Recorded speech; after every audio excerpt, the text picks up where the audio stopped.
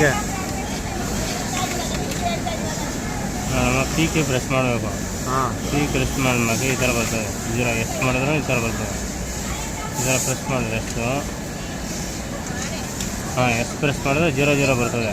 ಆಮೇಲೆ ಇಲ್ಲಿ 2 ಮಾಡಿ 2017 ಅಂತ ಮಾಡಲ್ 2017. ಹಾಂ ಈ ಥರ ಮಾಡಬೇಕು. ಈ ಥರ ಮಾಡಾದ್ಮೇಲೆ ಮತ್ತು ಹಾಂ ಎಕ್ಸ್ಪ್ರೆಸ್ ಮಾಡಬೇಕು.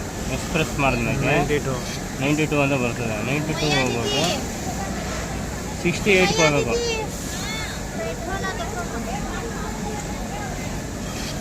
68 ಹೋದ್ಮೇಲೆ P68 ಅಂತ ಬರ್ತದೆ. ಆಮೇಲೆ P68 ಹೋದ್ಮೇಲೆ ಎಕ್ಸ್ಪ್ರೆಸ್ ಮಾಡಬೇಕು. ಆವಾಗ ಇಲ್ಲಿ ಎಷ್ಟಿರ್ತದೆ ಲಾಕ್ ಮಾಡಿರ್ತಾರೆ ಅವು ಓಪನ್ ಆಗುತ್ತೆ. ನಮಗೆ ಎಷ್ಟು ಬೇಕು 3.5 ಸಾಕು. ಹಾಂ ಆ ಥರ ಮಾಡ್ಕೊಬೋದು.